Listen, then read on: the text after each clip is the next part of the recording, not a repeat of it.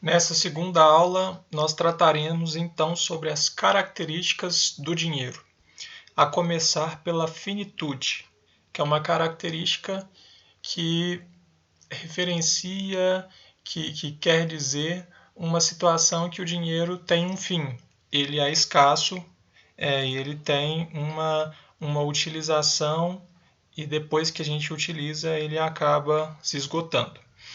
Para que a gente entenda isso, eu vou propor para vocês fazer esse exercício abaixo, que é justamente a gente entender o quanto vale uma hora do nosso trabalho.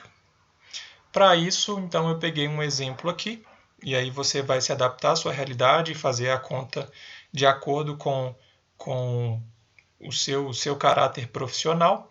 Mas o exemplo que eu peguei aqui seria uma pessoa que ganha R$ 1.500, ela trabalha 8 horas por dia, certo? Então, para a gente chegar na quantidade de horas trabalhadas dentro de um mês, a gente pegaria 8, que são as 8 horas que a pessoa trabalha por dia, a gente multiplica por 5, porque são 5 dias na semana, e multiplica esse valor por 4, porque são 4 semanas em um mês. A gente vai chegar no resultado de 160 horas, que são a quantidade de horas que a pessoa trabalha dentro de um mês.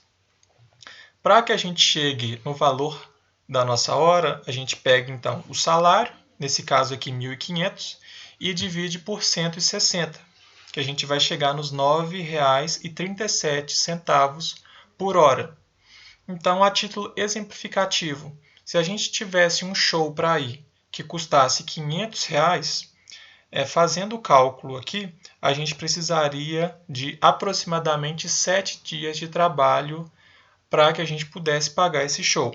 Então, essa é uma ferramenta que ela tem o propósito justamente de nos auxiliar nas nossas tomadas de decisões, principalmente quando a gente não tem uma noção do impacto que aquele gasto vai trazer para o nosso orçamento. Seguindo, outra característica que a gente tem é o custo de oportunidade.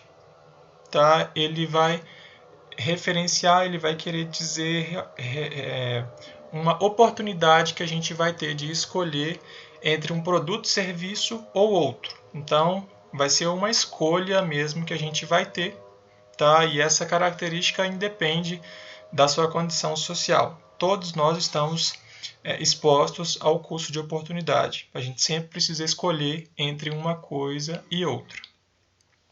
E aí, para a gente escolher qual dessas opções é melhor, a gente precisa avaliar quais as consequências que a gente vai ter ao optar por cada uma das possibilidades. E isso só você mesmo poderá fazer e avaliar qual das opções faz mais sentido para você. Então, mais uma vez, a título de exemplo, talvez para uma pessoa específica, para que uma viagem saia do papel, realmente aconteça, ela vai precisar ficar 3 meses sem jantar fora. Isso, mais uma vez, como eu disse, é só um exemplo. Você vai adaptar essas condições à sua realidade. Mais uma característica seria a ancoragem, que é a capacidade de associar uma experiência presente a um fato passado. Então, a gente vai vincular uma coisa que a gente viveu no passado e vai trazer para o presente. E a gente vai fazer um comparativo entre essas situações. Mais uma vez, a título exemplificativo, se a gente estiver num shopping, por exemplo, e encontrar um sapato que custe R$ 2.000 e logo em seguinte a gente achar um calçado que custe 500, a gente tem a tendência de achar o de R$ 2.000 muito caro e o de R$ 500 barato, justamente porque a gente fez um comparativo entre as situações. É importante a gente ficar atento porque não necessariamente o de R$ 500 está barato. Talvez os dois estejam caros. Tá? A gente precisa comparar com um todo e não comparar apenas com uma situação específica. A gente tem que se atentar a isso. Em diante, a gente ainda tem a relatividade aparente. Tá? Então, são circunstâncias ilusórias que a gente está exposto que indicam que o dinheiro é relativo, apesar de não ser. Tá? Então, é algo realmente aparente. Então, se a gente economiza R$10 em um produto que custa 50, é exatamente a mesma coisa que economizar R$10 em um produto que custe 200. Tá? Se você for fazer proporções, regra de 3 e conta, realmente você vai ver que de certa forma, tem uma porcentagem, representa uma porcentagem maior do que o outro. Mas em termos absolutos, você vai estar economizando R$10 da mesma forma. E isso é que a gente precisa se atentar. A gente ainda tem a aversão ao risco.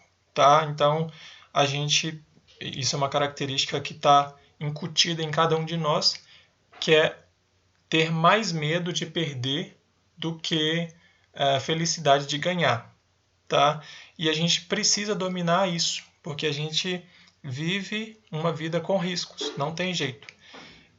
E riscos bem controlados podem gerar boas oportunidades. Então a gente precisa se atentar também a isso. A gente ainda tem a característica da emotividade, que que a gente pode sintetizar nessa frase, né? Como gastamos o dinheiro depende de como nos sentimos em relação a ele. Tá?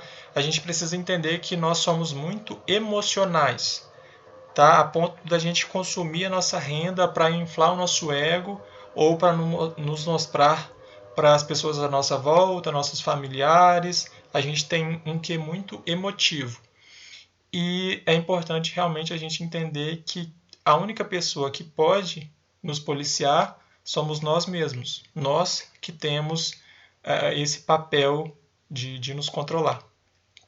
A gente ainda tem a diferença do momento da compra e do momento do uso. Então eu peguei aqui 3 fotos, tá? Então a gente pode pegar, por exemplo, no caso do carro.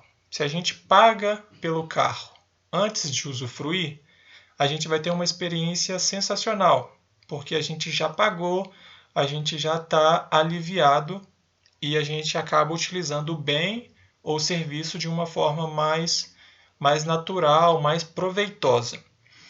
Agora, se você paga por um bem depois de usufruí-lo, sua experiência será boa. Então, em tese, quando você estiver aproveitando do serviço, você não vai ter pago nada. Então, você vai conseguir aproveitar. Só que você, de certa forma, vai ficar pensando um pouquinho que você vai ter que pagar depois. Então, isso acaba diminuindo o prazer que você vai ter com aquela atividade.